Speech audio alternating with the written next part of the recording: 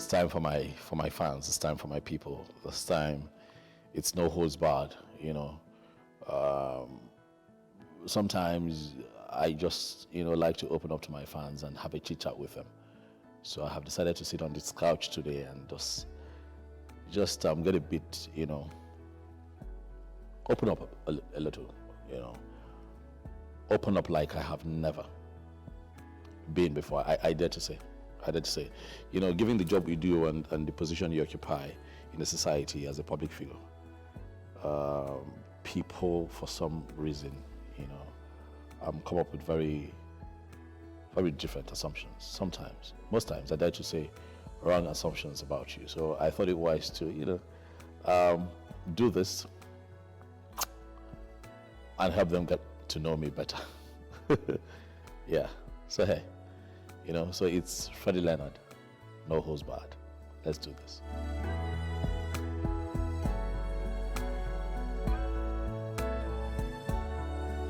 I think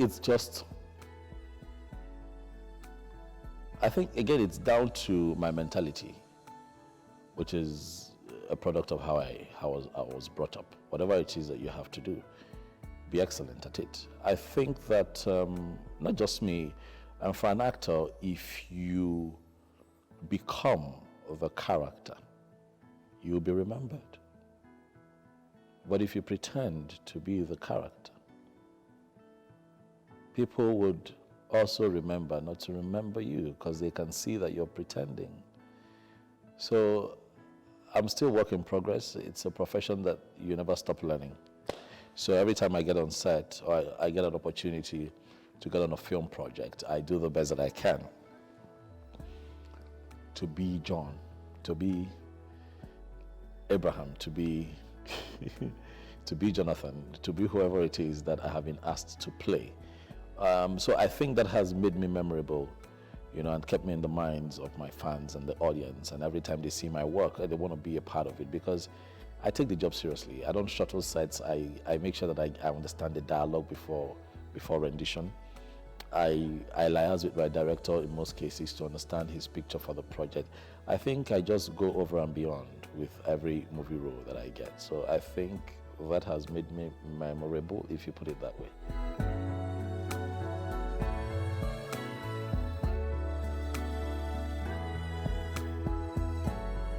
You could be looking at one right now. Of course it's possible. It is possible if Nollywood actors stop focusing so much on stardom. Stardom is just the start of your journey as an actor, as a singer, as a songwriter, as a movie music director, whatever it is that you're doing within show business. If we stop looking at stardom as the destination, why not? There are a few people who are doing great things, I am doing great things. People are doing great things. We're learning the business of show every day. So yeah, it is possible. I would not say one person could, but I can tell you that a few persons can attain that level that Tyler has attained with all that he's done. A few persons in Nollywood can, but I beat my chest to tell you that you should watch out for me. I fall into that small group of persons because I have my eyes and my mind where we should be.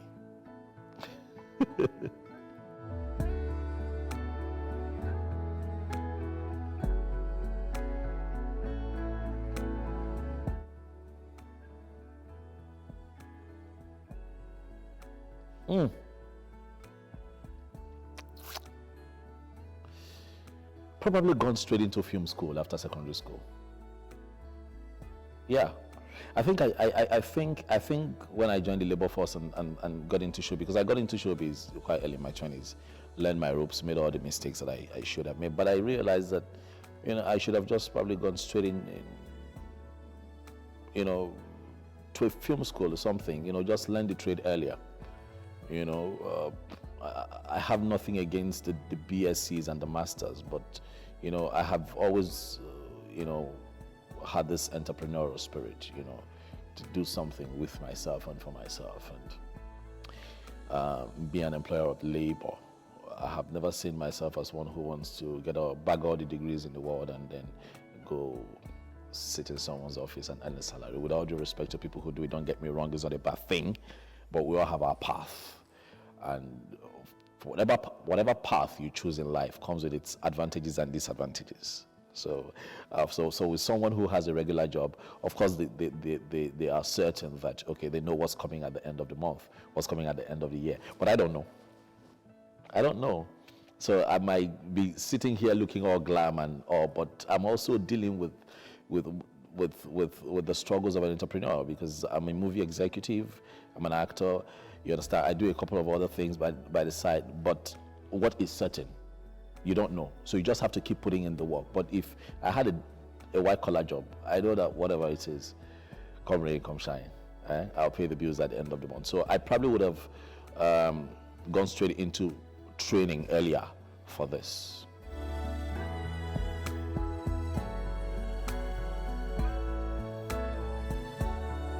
I don't know if it's a surprise. Like I said, I'm very much misunderstood. For those who have come to understand me, this will not come as a surprise. But for people who see me from afar and come up with different assumptions, they'll be surprised to know that I am one of the nicest persons they will ever meet. I have one of the softest hearts. Regardless of the movie roles, I just like to become my characters and be very truthful, with the characters that I play. But beyond all of that, for people who are really close, they can attest to the fact that I have one of the best hearts in the world.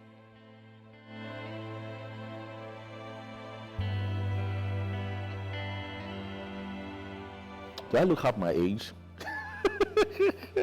Do I? I certainly don't look 20s. I'm in my early 40s now, but yeah, some people say I could pass for a man in his 30s. I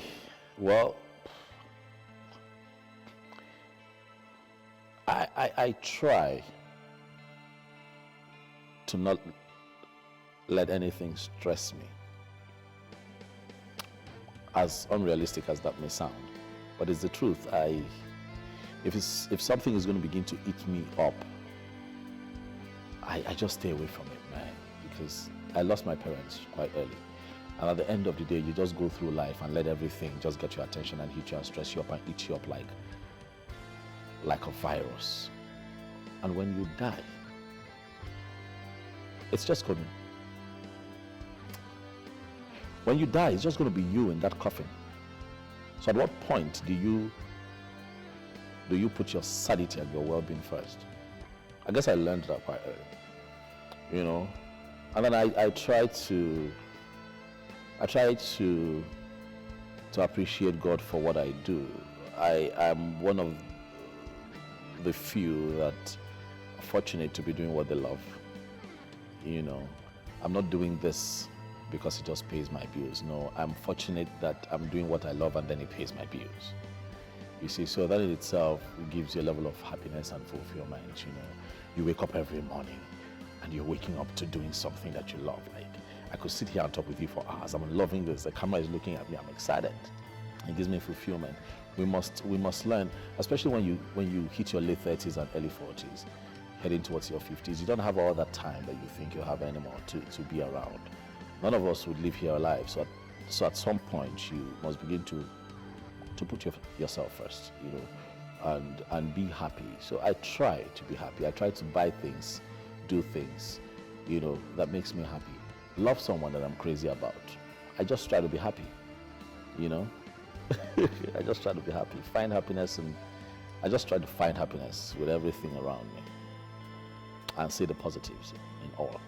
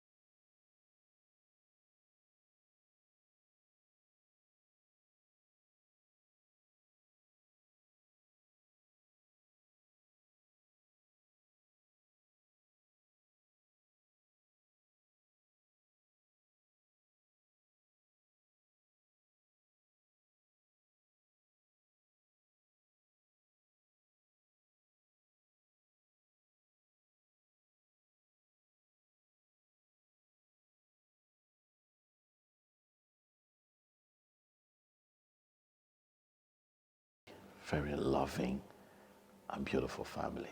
You know, it's here.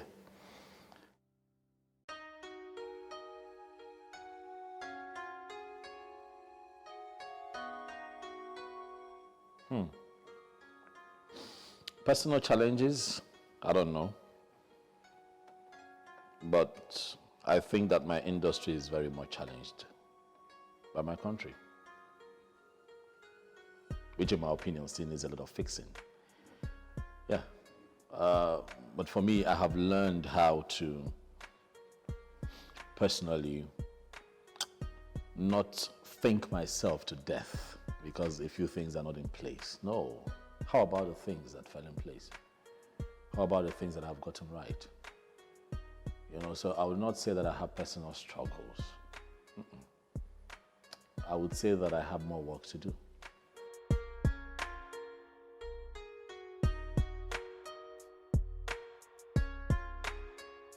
You know, I've been asked this question so many times. I don't even know what to say because growing up, I wanted to be a pilot, honestly. I didn't think of film. You know, I think I was saying this earlier here when we're, you know, and someone was paying me a compliment, that I just got into the right business. And, you know, it couldn't have been any other thing. I said, well, my story is not like that of those who say, I started singing at the age of 5, or I was a dancer, I could entertain my parents. I didn't see this coming. It happened in my early 20s, went to a place where filmmakers were gathered, and I sort of loved the energy, but I knew that I didn't have the required skills. So I started training for it informally. I think my desire to pursue for me, I think acting was love at first sight. I wasn't thinking of it. I saw it, and I fell in love. And I'm still deeply in love with it. You know, but I also understood quite early that to excel at it, I have to acquire the skills necessary. And then why did I stick to it and not go for other professions? Career fulfillment. As much as I exist as a human being, I also have to live. So I'm leaving. This job helps me live. It makes me happy. It makes me fulfilled.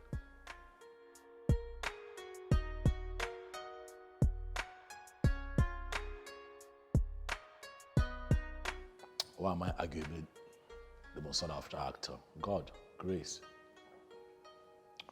Who's the best in the world? No one really.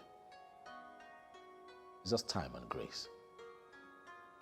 Because I'm still learning, man. I'm still learning this job. I'm still learning.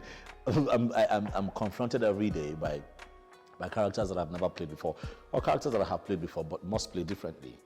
And I'm saddled with the responsibility of giving it life, you know, in a different way, in a different sort of way. So for me, it's humbling to know that I am sought after. It's humbling to know that, what makes Fredrick Leonard tick? What makes him special? Freddie Leonard. Oh my goodness, Freddie Leonard. Sometimes it brings me to tears because all I ever wanted to do was just to be one of the best actors of my time and be able to capture the emotions of the audience when they sit and see my film.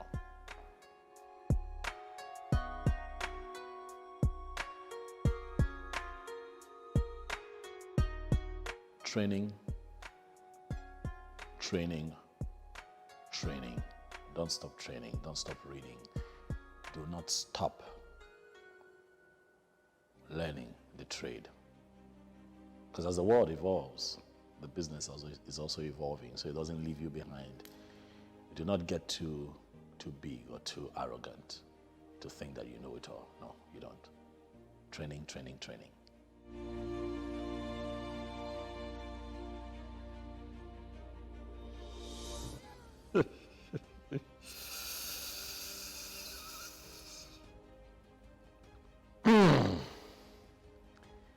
If I were to be the president of this country, what would I do to make the country better? It's simple. I'll give the country back to the people. I'll let the people have a voice. The country belongs to the people. Let them have a voice. I'll hearken to their cry. No president in history, though, can, not even you in your home, can meet the demands of the people around you 100%. But at least you can try. At least you can be remembered and will be remembered for something. So if I were to be the president, of course I'll be remembered for affecting lives and touching lives positively. But overall, I'll be remembered as one president that gave the country back to the original owners. And of course, you know what that means. You know, doing the work, serving the people, not bullying the people.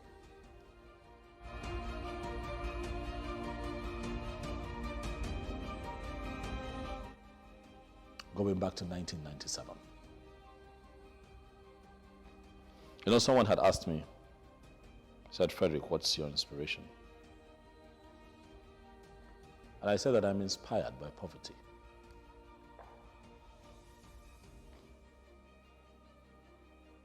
The fear of poverty is the beginning of hustle. The fear of poverty is the beginning of seriousness. Poverty does not look good on anyone, man.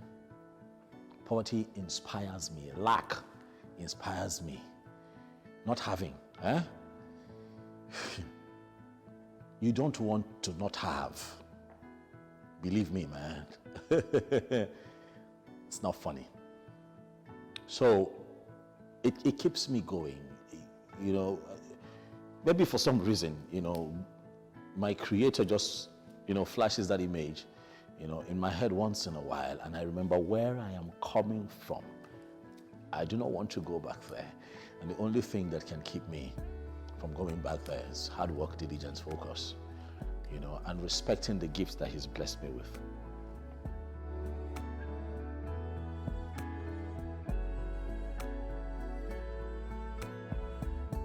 Oh yes, why not? Fans are human beings. Yeah, fans are human beings. Look at it this way. A fan, not a stalker. A stalker, no, I will not date. Because their intentions are not, you know, pure. A fan, yes, why not? A fan is a human being. Probably more educated than you. Probably more exposed than you. You know, probably, you know, someone of better qualities than you, but you just love your work. What makes you special? What? Because you're on TV, you're on radio, you're an athlete, and people clap when you perform. It doesn't make you better than a fan. Okay? A fan is a human being.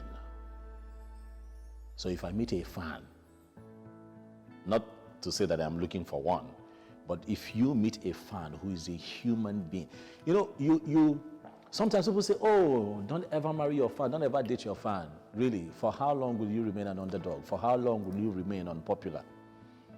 You get to a certain level of popularity across the world. Almost everyone knows you and knows about your work. Almost everyone loves you and they're a fan. But then you could meet the good ones amongst them.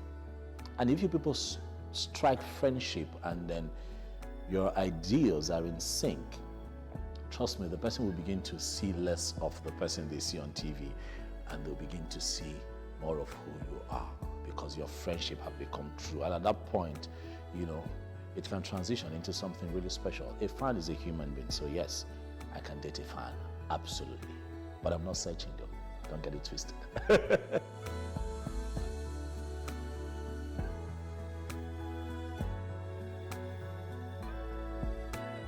Of course, I'm 12 years older than my younger brother. I was changing his diapers.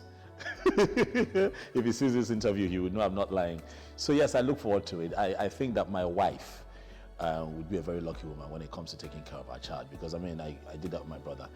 My brother, imagine my own child.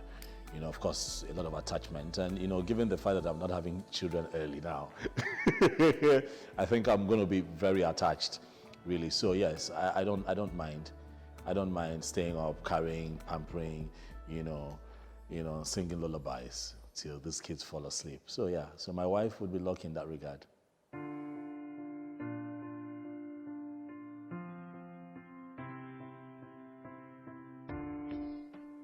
Me. Yeah, me. It would have been my mom if she was still here. A lot of me is really my mom. But now that she's not here, me. Yeah, I say me. I am proud of me. I love me. I love what I stand for. And I dare to say that I am one of the most misunderstood people around. But as much as you choose to misunderstand me, look at my antecedents, look at my records, look at where I'm coming from, look at where I'm going. And trust me, you'll be a fan. And I'm such a fan of Fredrick Leonard. I'm such a fan of this man, what he stands for, what his values and principles are, what he represents, what he believes in, how he loves God and trusts in his destiny. I'm such a fan of this man sitting here. So yes, me.